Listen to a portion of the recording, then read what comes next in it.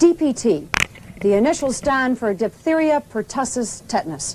3 diseases against which every child is vaccinated. For more than a year, we have been investigating the P, the pertussis port of the vaccine. What we have found are serious questions about the safety and effectiveness of the shot.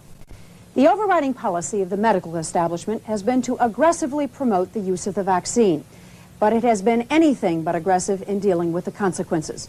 While there has been active study and debate in other countries on this subject, there has been a general void of information in the United States. Our objective in the next hour is to provide enough information so that there can be an informed discussion about this important subject. It affects every single family in America.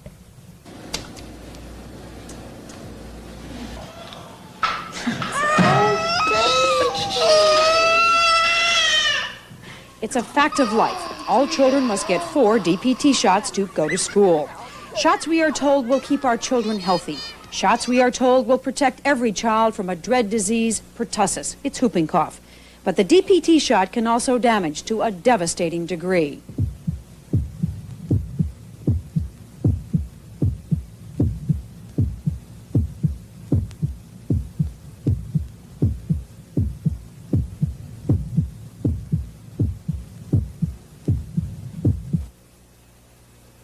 It's probably the poorest and the most dangerous vaccine that we now have.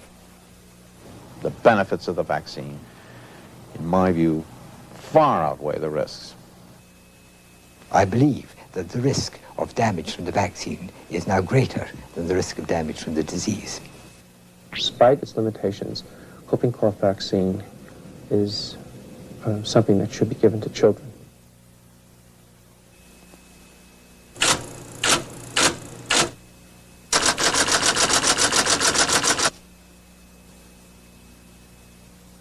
Since 1933, studies have shown that the whooping cough or pertussis vaccine causes brain damage. The controversy isn't really over the fact that it happens, but how often it happens, and whether it happens often enough to deem the vaccine more dangerous than the disease itself.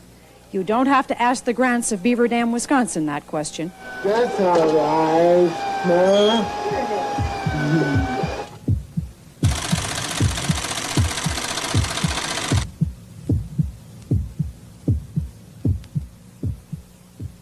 We had a child up to 4 months of age that was developing beautifully well.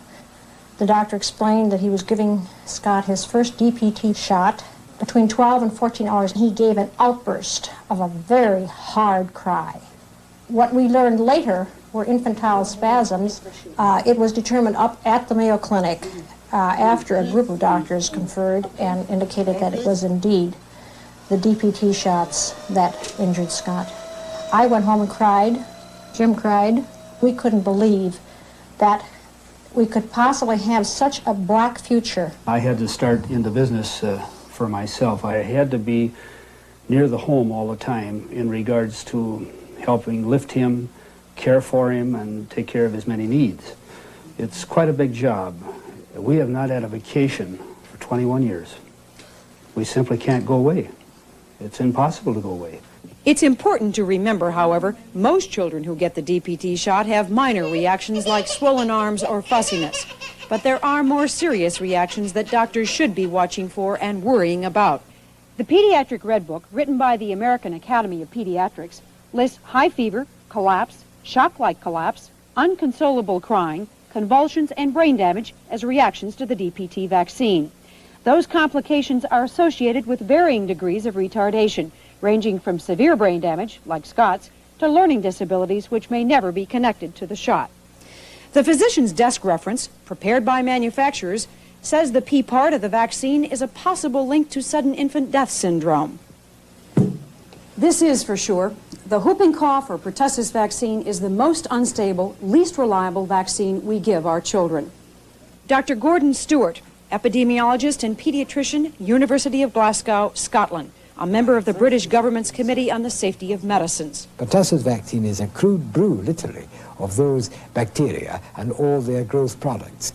Dr. Robert Mendelsohn of Chicago, author, lecturer, and former head of pediatrics departments at the University of Illinois Medical School and the Michael Reese Hospital in Chicago. The statistics of this country are wrong, and that the danger is far greater than any doctors here have ever been willing to admit. Dr. Larry Bariff of the UCLA Medical Center in Los Angeles. He did a study of reactions to the whooping cough vaccine. I don't think this is the type of vaccine that would be produced today. That probably, if this were, if this vaccine were produced in 1980 instead of in the 1930s and 40s, there'd be a different type of technology available, and we would make a more purified vaccine. The Bureau of Biologics Bacterial Program, it's part of the Food and Drug Administration, exists to make sure our bacterial vaccines are effective and safe. Dr. John Robbins, head of that program, concedes the vaccine is not perfect, but much more is to be gained by immunizing the children with our current vaccines with its limitations than by allowing our children to be exposed to contracting pertussis. Dr. Edward Mortimer of Case Western Reserve University here in Cleveland, Ohio, is considered by the government to be a leading expert in the field of childhood disease, especially whooping cough and its vaccine. He has served on numerous FDA panels and speaks as well for the American Academy of Pediatrics. Whooping cough is a bacterial disease. It's a disease that goes on for a long time. Some people used to call it a 100-day fever, even though there isn't much fever associated with it. 2 weeks of minor respiratory symptoms with a beginning cough, followed by 2 weeks of an increasing cough with the characteristic whoop, like that. At the end of the coughing spell, the poor kid often vomits. That child essentially ends up retaining little or no nutrition. With the damage to the lining of the bronchial tubes, the child is much more susceptible to pneumonia, and they incur lack of oxygen during the coughing spells.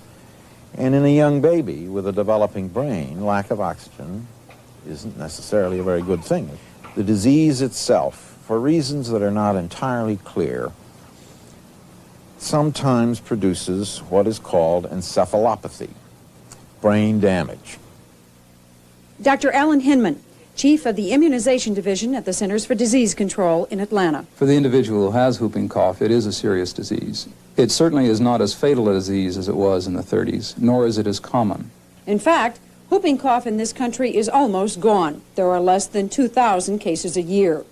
During the 1930s, though, whooping cough struck over 195,000 people. 4,800 people died from the disease annually. Then the disease plummeted. By the early 50s, when the vaccine was in mass usage, the cases of whooping cough were down to 37,000 and 270 deaths. Today, with cases under 2,000, there are an average of about 9 deaths a year, almost all in tiny infants. As you can see, the disease was already in decline before the vaccine was widely used, and there are a number of reasons for that. Better nutrition, maybe. Maybe better means of handling these kids when they got in the hospital. Maybe a change in the organism. That is not unknown. Dr. Bobby Young, a microbiologist. For 12 years, he studied and researched vaccines at both the Bureau of Biologics and the University of Maryland. He told us before his death last summer he believed the disease is now easily treated. However, these days when we have bacterial antibiotics, when we have chemotherapy, death from pertussis is a relatively rare event. When children die of whooping cough, it's because they are disadvantaged in some other way. A completely well child doesn't often die of whooping cough.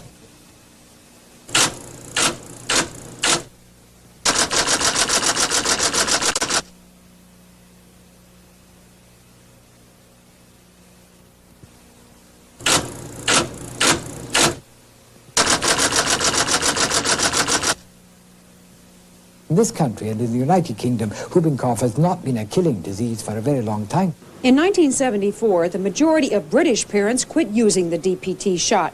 In the process of researching this story, we were told over and over again by U.S. officials that the result was a major epidemic and that hundreds of thousands of people suffered and hundreds of people died. From what you know, the situation in England is that there are more deaths and more hospitalizations now that they are not giving the vaccine. That's correct.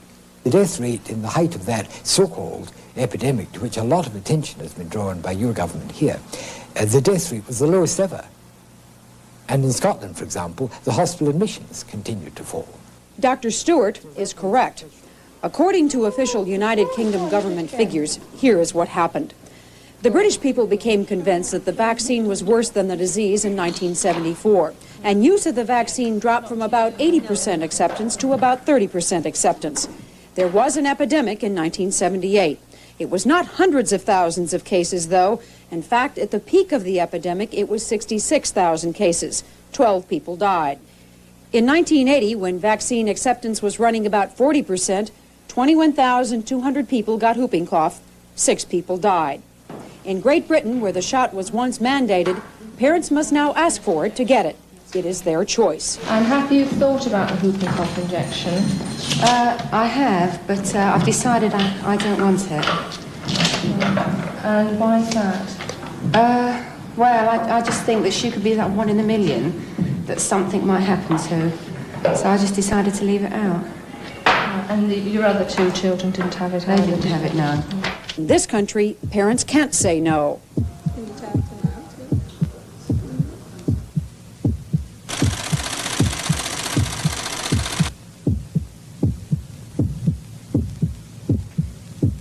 I says maybe she should not have this shot because it seems to me she's just not quite herself.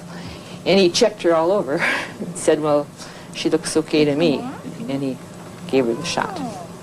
And the following morning, when I was feeding her, she went into a grand mal seizure, which, of course, I didn't know what was happening. I thought she was dying in my arms, is what it amounted to. She has seizures probably 1 every 5 or 10 minutes. Polly's neurologist, Dr. Jerome Murphy, until recently head of pediatric neurology at Milwaukee Children's Hospital. She has injured herself frequently from these. A very cute little girl, unfortunately, has to wear a helmet to prevent any more serious head injuries. I call it a post-pertussis encephalopathy.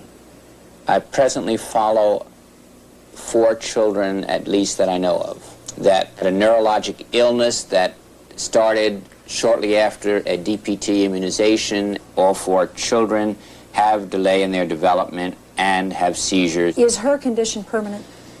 I doubt she'll ever resolve her seizure disorder. I hope that as she grows older, we'll be able to control them better.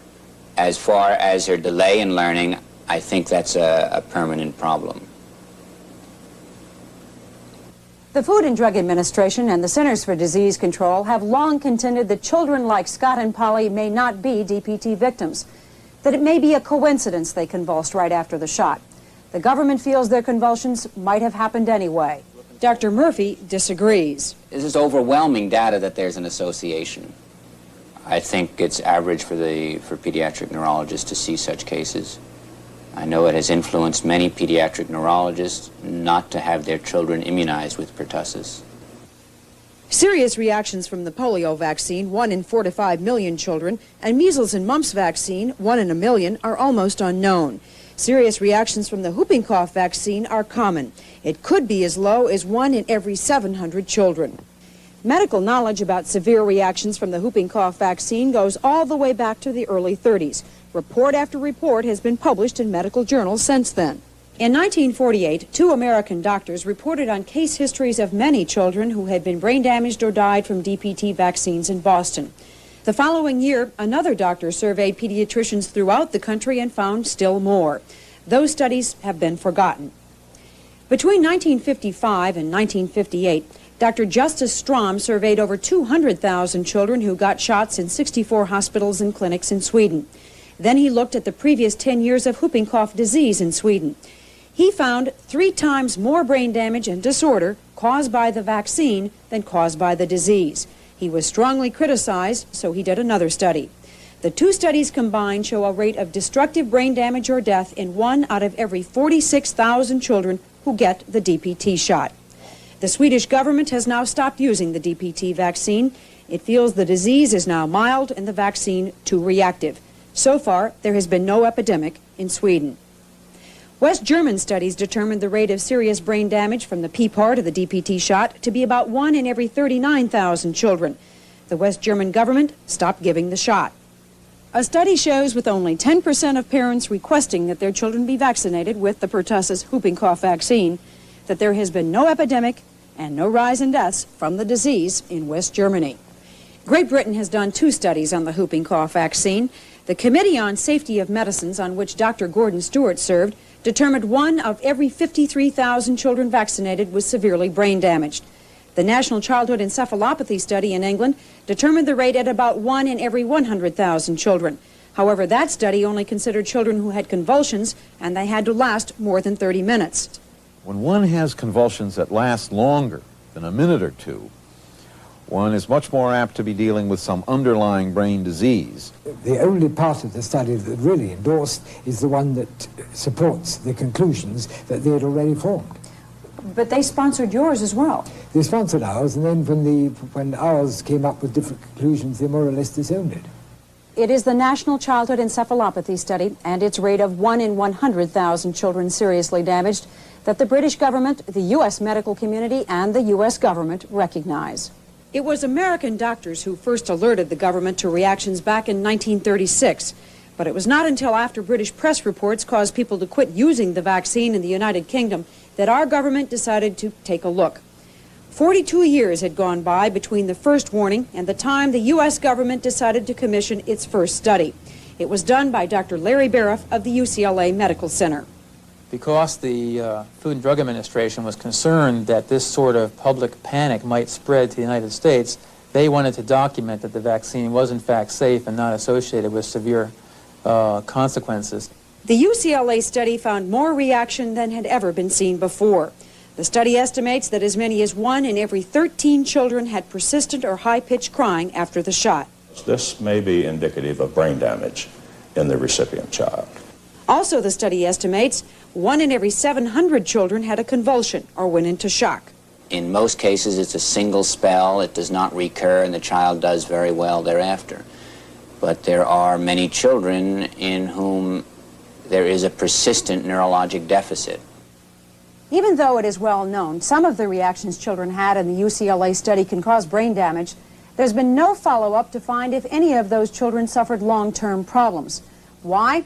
Because after nearly a half a century of waiting for answers, the only study commissioned in this country ran out of money. Neither the FDA nor the doctors involved have plans to pursue the matter. This is the only real study that the government has done on the DPT shot in 40 years. And you're saying you don't have enough money to go back and check on those children who had reactions. The funds for contractual agreements, there's just no funds within the FDA for that now. They were only followed for 48 hours. There's some reason to believe that some children develop complications after that. It seems that you have them in your grasp. Wouldn't you like to know what happened to them? I think so. I thought, sure. It's just not the only thing that's been cut back, unfortunately. Well, one has to be concerned about studies that are fairly careful studies that show rates substantially more frequent than what has previously been reported. I think, however, one also has to take into account the fact that this is one study. Do you know of any other studies which are going to be done to hopefully get to the bottom of all this? I do not know of other studies underway at the present time. 2 children died that were in the UCLA study. They weren't considered as being DPT related. The deaths that were reported in that study were SIDS, and the association between SIDS and the whooping cough vaccination, when we saw the data, would just no more than occur by chance itself. Dr. Hinman at CDC is not that sure. The bottom line is that one cannot be certain that DTP vaccination in some circumstances does not trigger sudden infant death. But the data that we have to date suggests that there might be an association. Even when the physician's desk reference, written by manufacturers, lists a possible connection between DPT and SIDS deaths, the man in charge of finding out says there is no evidence for anything other than a coincidental association. I was employed at the Bureau of Biologics for several years, and it is my opinion that they very much do not wish to know adverse reactions. Why? Well, this will complicate their life considerably. it is difficult to come up with a definitive answer as to how many children are being severely damaged or are dying from the DPT vaccine. There have been a lot of studies, but no one has ever searched out victims. However, in the United Kingdom, there is a compensation program.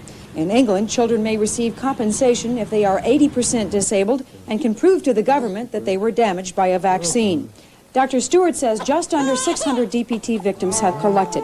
He correlates that to 1 in every 25,000 children given the shot.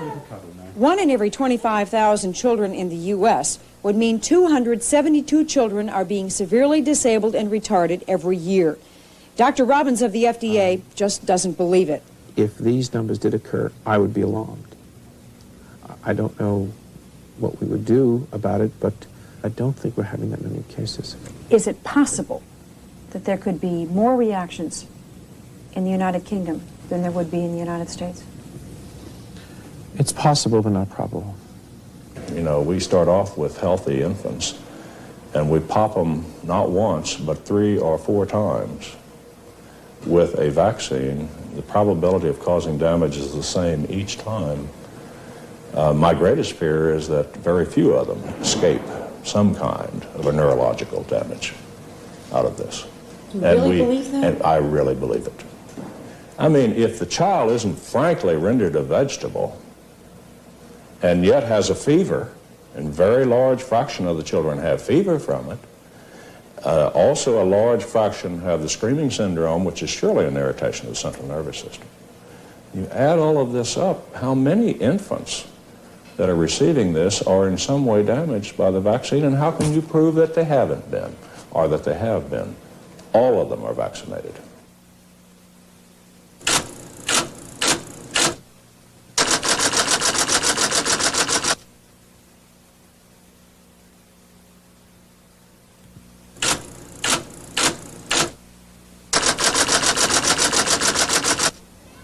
The major reason we don't know how many children are being damaged by the P part of the DPT vaccine is because doctors don't report reactions.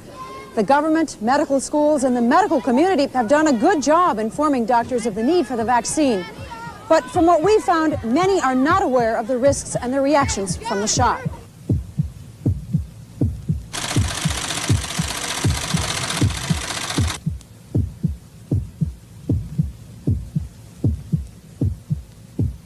When she was 4 months old, on the same day she had her vaccination, she had her first seizure.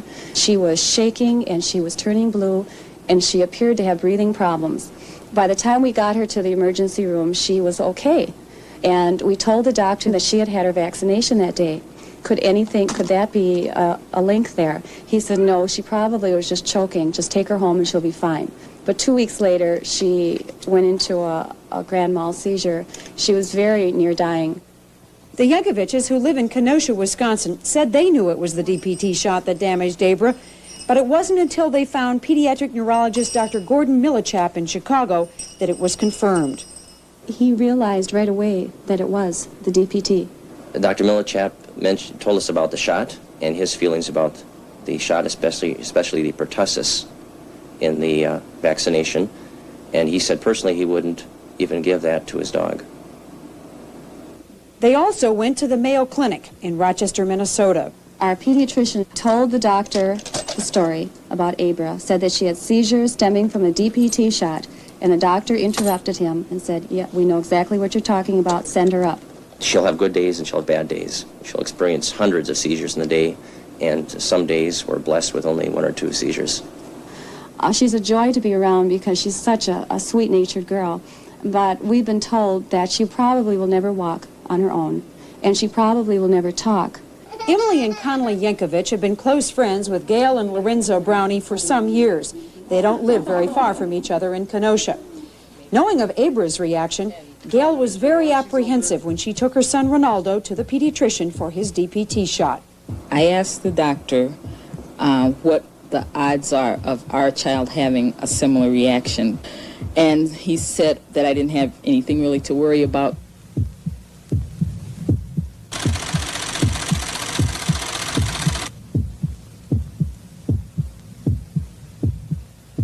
Then he went into the convulsion, and I thought, oh no, not Abra again. And the doctors told us, well, he just had, that it was an ear infection, and that, it's really nothing for us to be upset about. The pediatrician didn't want to admit that the shot was any problem. But now Ronaldo's doctor admits he is a victim of DPT. his treatment has been expensive. We're so far behind because of the expense that we have. All our savings is gone. Then eventually I just end up going back to work part-time because to make the ends meet. We don't know if he'll learn to talk or what he'll be like as he grows older. And it's hard to look forward to even think about another child. It's just the farthest thing from my mind. The Yankoviches, the Brownies, all the families we have talked to are angry, bitter, and frustrated. They say doctors, manufacturers, and the government do not want to admit they exist. Of all the cases we have come to know, only one was reported to the manufacturer and the government. It was Ronalda Brownie, and it was only because Gail Brownie forced her doctor to do it. I wanted them to have accurate records because, to me, they told me 1 in 70,000 children react. We had our son and Abra in a town that has not much more than 70,000 people in it. So I felt those figures are obviously not correct figures. I did a survey of all our immediate physicians in the area in Madison. I didn't get one that said, I record adverse reactions. As far as the reporting in this country is concerned, it's a disgrace because it just simply isn't done. It is here at the Centers for Disease Control in Atlanta, Georgia, that all information about the disease and vaccine reactions is stored and analyzed. The problem, almost everyone agrees, including the CDC itself, is that the reporting system for vaccine reactions does not work. Part of the problem is a lack of knowledge. When they would bring the interns on their tours and tell them what was wrong with each child, and they would get to Ronaldo, and the student doctors would look at each other and say, oh, I didn't know that could happen. And there's another reason that keeps doctors from reporting. Physicians in this day and age are always concerned about lawsuits. More and more families of DPT victims are deciding to sue, not only doctors, but manufacturers and the government. Ellen McDowell, an attorney in Chicago, represents a number of them. Some of the institutions that I've seen in this state and some other states that I've spoken to certain administrators at those hospitals or at those institutions and who have indicated that they do have children there as a result of the DPT vaccine, brain damaged children. Do you think some children have been damaged by the DPT shot and their parents don't even know it? Absolutely. I don't think the parents would be aware of it, and normally the pediatrician or whoever the GP wouldn't tell them. Do you think doctors are reporting reactions? No. Why not? Legally, it's not reportable. Do you think doctors are warning patients about the risks? No. The only thing they tell you in your pediatrician's office, generally from the consensus that we've seen, to expect these minor things, a fever, sleeping, irritability, but nothing about the disastrous things that we've seen with our daughter. I don't think he warns people. They're always so busy. They don't have much time for anyone. I think if you as a parent brought your child to a doctor for a DTP shot and the doctor said to you initially, well, I have to tell you that some children who get this vaccine get brain damaged, there's no question what your reaction would be. As a responsible parent, you would say, I wish not to take this vaccine. But we do things together as a community to protect each other. I often wonder about those people who do these studies and who ultimately are the directors of them and so forth, what they would say and how they would feel if it did in fact happen to one of theirs. It's an altogether different ballgame then. Yeah, I see your big blue eyes. Kelly Holcomb got her shots through the U.S. Army. Her parents were told nothing of the risk of the DPT vaccine.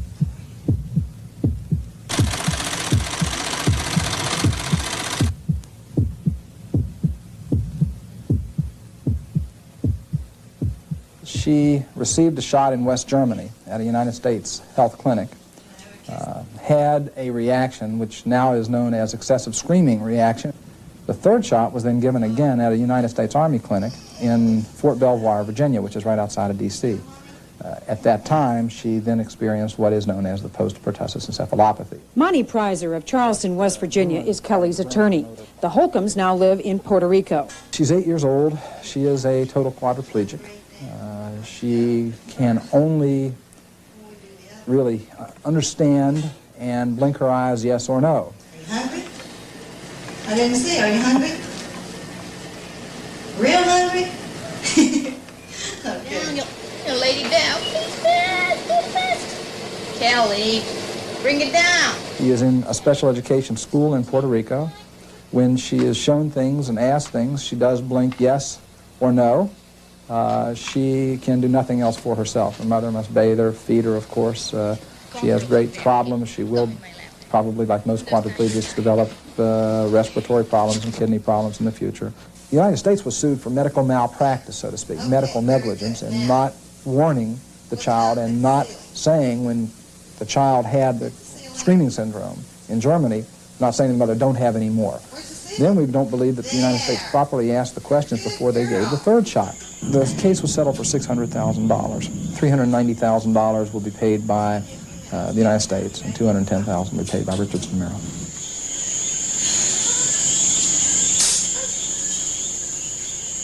Kelly was injured 8 years ago.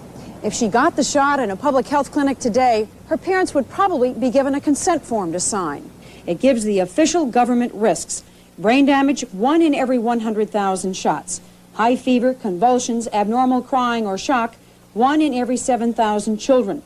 Almost all parents sign the form. Kids can't go to school without their shots. The doctor knows that this is mandated by regulation. So he has no choice. So he has no choice, and indeed the parent has no choice. Barbara Siska of Silver Spring, Maryland, didn't want her child vaccinated. She took it to court. She lost. They do not inform parents of the most important aspects of it, at least not all important aspects, to make the informed decision.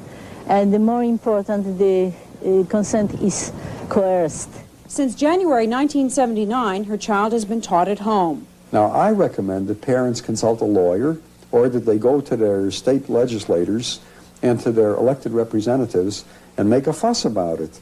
Marge Grant and a group of parents did just that. They lobbied the Wisconsin legislature until they got a law making vaccines voluntary in the state of Wisconsin. The law now states that if you, for any personal belief or personal conviction, do not want your child immunized, you certainly do not have to. I insisted that this law must state that any person who immunizes a student under this law must record and identify the manufacturer and lot number of the vaccine used and the type of vaccine is being given. And it is now written in the law. And I feel very good about that. Is Scotty's law? I guess you could call it that. It's a little late for him, but some other child could benefit, certainly. Wisconsin isn't the only state that has gone against federal guidelines and decided to allow parents a choice about the DPT shot. So have 19 other states. In Maryland, Virginia, and the district, you must have the shots to go to school.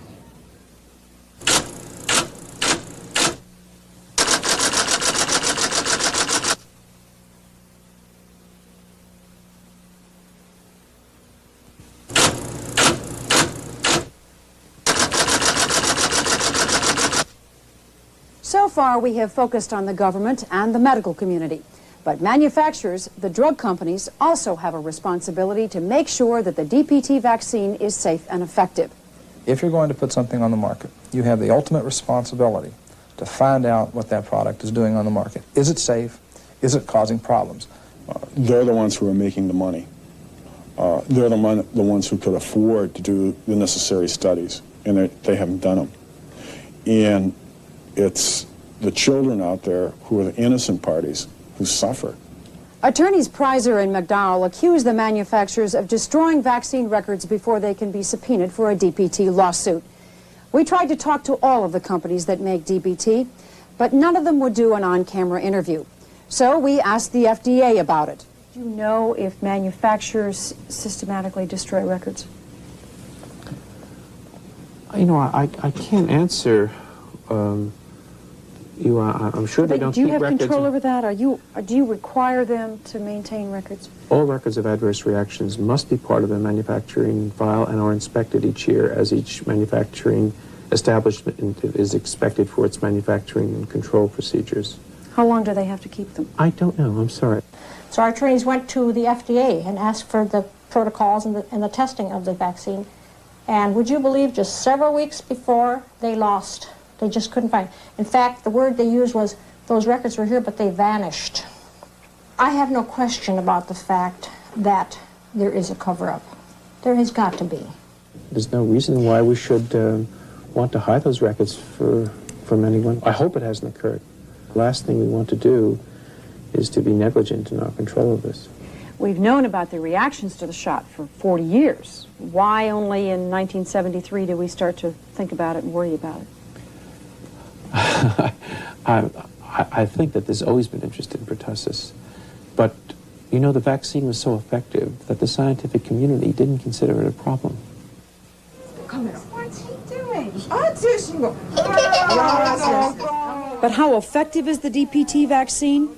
The official answer from the Center for Disease Control. The fact that a vaccine is, say, 80% effective means that 4 out of 5 people who receive the vaccine would be protected from whooping cough if they are exposed to it, but 1 would not. It doesn't produce lifelong immunity and doesn't produce immunity in all children who receive it. It's possible that a child could get the full series of shots and still get whooping cough. It's also very likely that they could get the full series of shots and 6 or 7 years later get a modified form of the disease. Dr. Stewart says the English statistics show less than 2/3 of those vaccinated are protected. In any outbreak of whooping cough or pertussis, about 30% of the children have been fully vaccinated. How long is the DPT shot effective? For 2 or 3 years from the time of receiving it. The DPT vaccine has never been clinically tested in the United States. The British did clinical tests on the vaccine back in the late 40s and found it to be effective, but reactive. By congressional mandate in 1973, the Food and Drug Administration set up panels to review all vaccines on the market. While the report on bacterial vaccines has never been published, we were able to get a draft of it under the Freedom of Information Act. It shows that very few manufacturers of the DPT vaccine were able to give the panel any documentation that their vaccine was either effective or safe. It shows that the panel went ahead and continued licenses anyway, pending more information. And it shows one DPT vaccine that was okayed on a 3-2 vote. Dr. Mortimer was a member of that panel.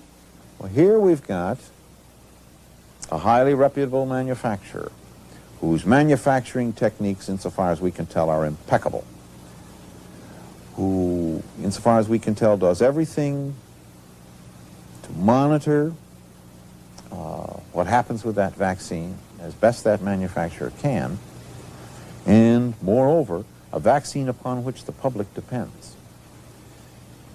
Therefore, it seems entirely appropriate to us to permit that vaccine to be produced for another period of X years. How can a vaccine, which every child in America might be exposed to, be okayed on a 3-2 vote? Because there was circumstantial evidence that it worked. But a 3-2 vote?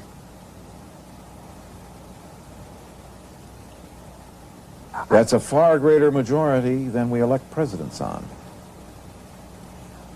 There was no reason, I think, at that time to question the efficacy of the products because they were so successful.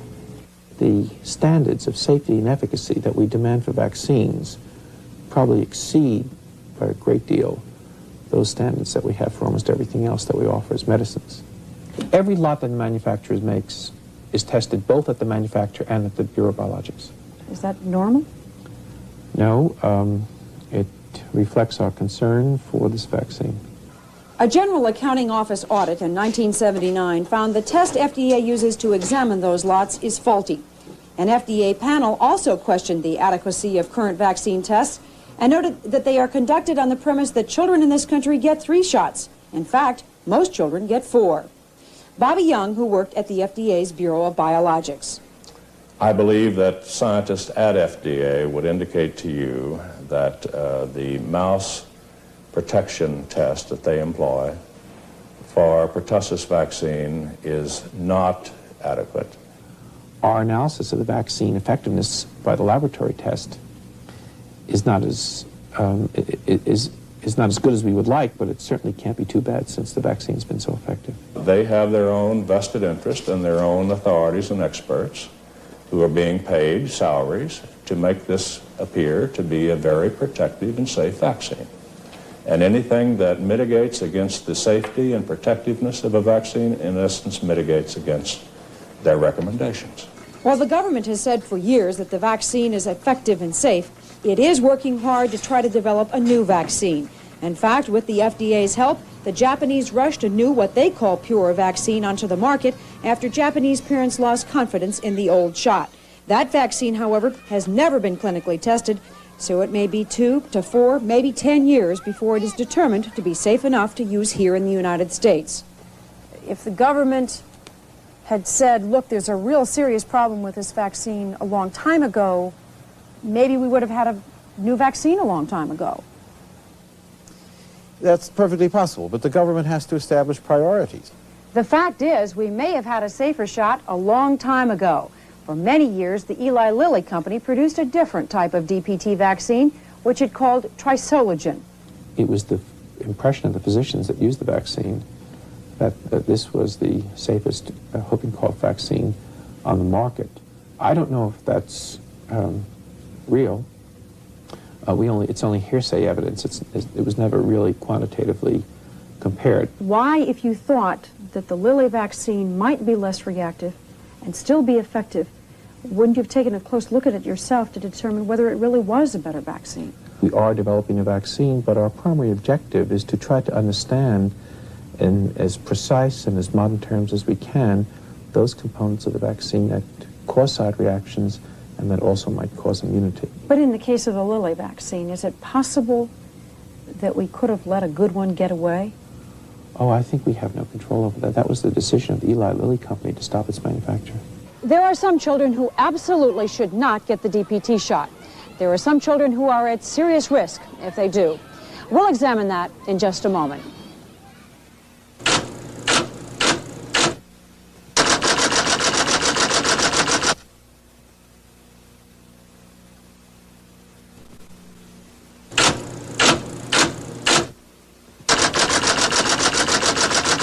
The FDA is working on a new vaccine, which it hopes will be effective, but also a lot less reactive than the one that we have now.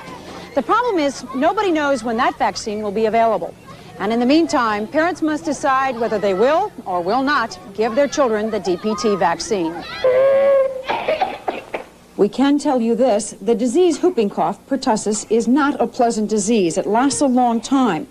But from everything we have seen, it is no longer a killer, except in infants that are probably too young to receive the vaccine. We can also tell you this. Some children and some families are much more at risk than others. No one knows more about that than Dan and Mary Resiniti of Binghamton, New York. Where? Blue.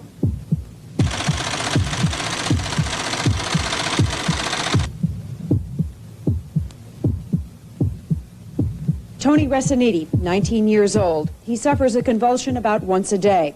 The drugs to control his convulsions cost $1,200 a year. He has spent part of his life in an institution. Tony convulsed within 24 hours after getting the DPT shot. Regardless, doctors continued the rest of the shots. After Tony's history with the DPT shot, his brother Leo should never have had the vaccine.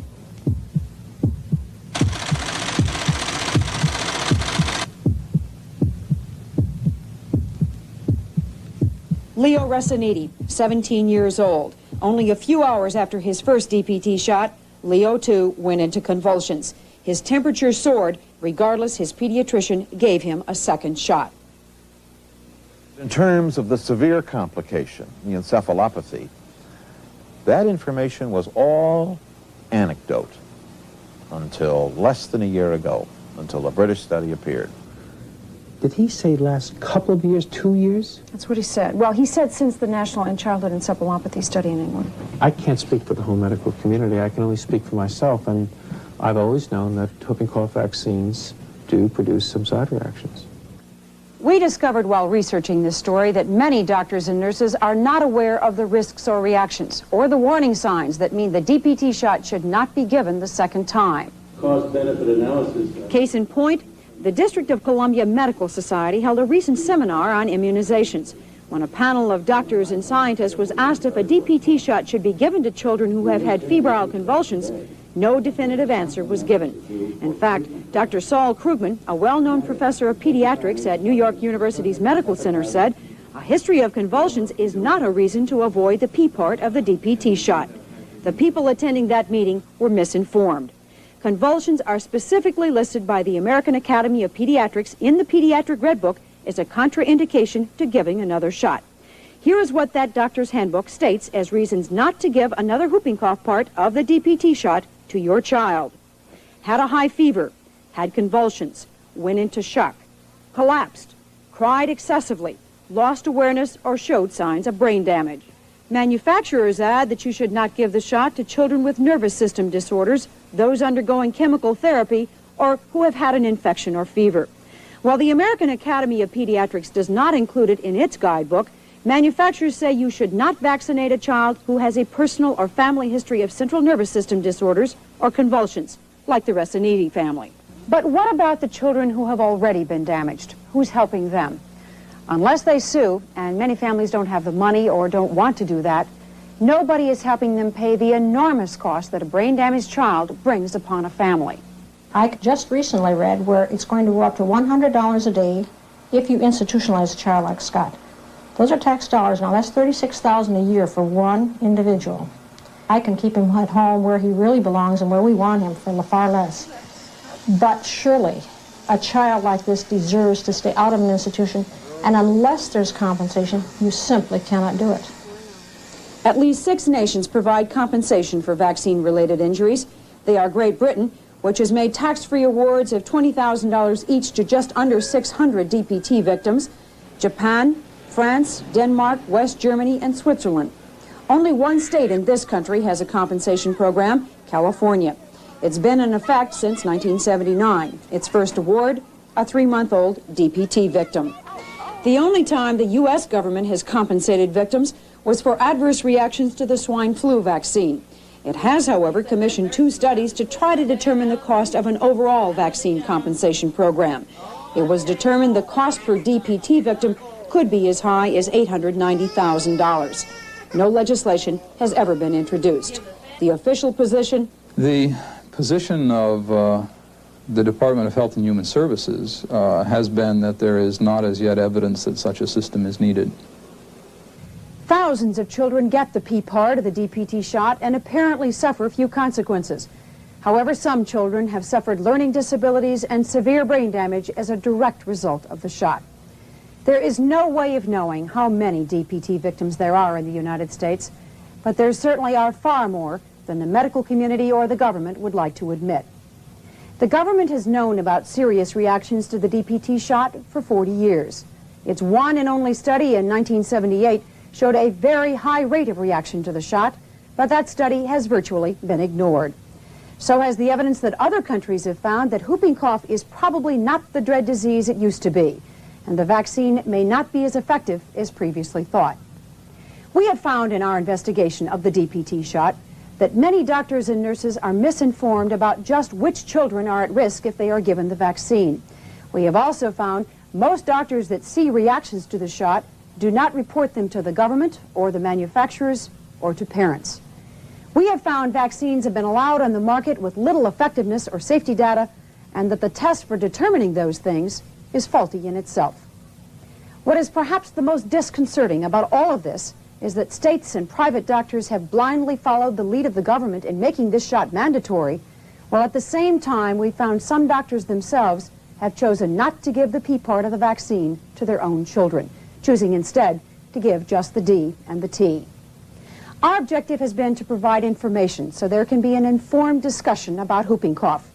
The dilemma for parents remains. I would certainly vaccinate my child, yes. I would probably advise against it if the rest of the community were getting the pertussis. Much more is to be gained by immunizing the children with our current vaccines with its limitations than by allowing our children to be exposed to contracting pertussis. I feel that the vaccine should not be used is because the vaccine today represents a much greater threat than the whooping cough itself does. I recommended in writing to my daughter so that she could take this letter to her pediatrician. We don't normally communicate that formally. That my grandsons receive the D and the T component of DPT, but not the pertussis component? I believe it should be given to every child in the United States, with the exception of very rare children in which there is a specific reason not to. I believe that the risk of damage from the vaccine is now greater than the risk of damage from the disease. I don't believe we have reached a stage in this country with pertussis where we have approached the stage where vaccination is more hazardous than the risk of disease. It's all right. That's one of those things little boys have to have. You'll see, it's all gone already.